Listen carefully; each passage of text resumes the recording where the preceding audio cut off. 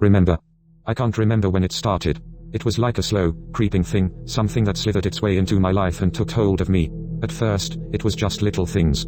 I would forget where I put my keys, or the name of someone I had just met. But then it began to escalate. It was like I was living in a haze, everything blurry and indistinct. I would look at my hands and they seemed foreign to me, like I was seeing them for the first time. Sometimes, when I looked in the mirror, I didn't recognize the face staring back at me. It was like I was disappearing. And then, one day, I woke up in a hospital bed. I didn't know how I got there, or what had happened to me. The doctors told me that I had been in a car accident, that I had suffered a head injury. But it didn't feel right. It was like they were keeping something from me, something that was just out of reach.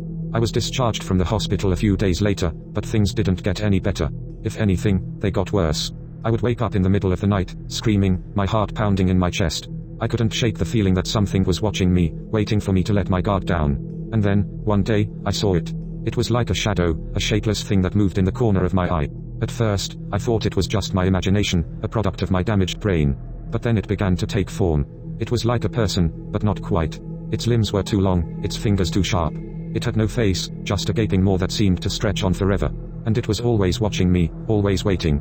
I tried to tell people about it, but no one believed me. They thought I was hallucinating, that I was still suffering from the effects of my head injury. But I knew it was real. I could feel it in my bones. It began to follow me, everywhere I went.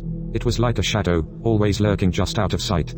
I would catch glimpses of it in reflections, or see it darting around corners. And every time I saw it, I felt a cold, sickening fear in the pit of my stomach.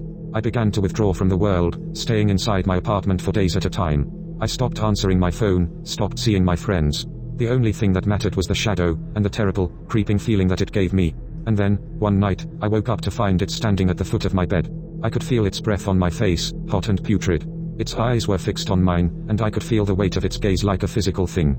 And then it spoke, its voice a low, rumbling growl. Remember. And then it was gone. I don't know what it means. I don't know what it wants from me. All I know is that it's always there, watching, waiting. And I'm afraid that one day, it will consume me completely.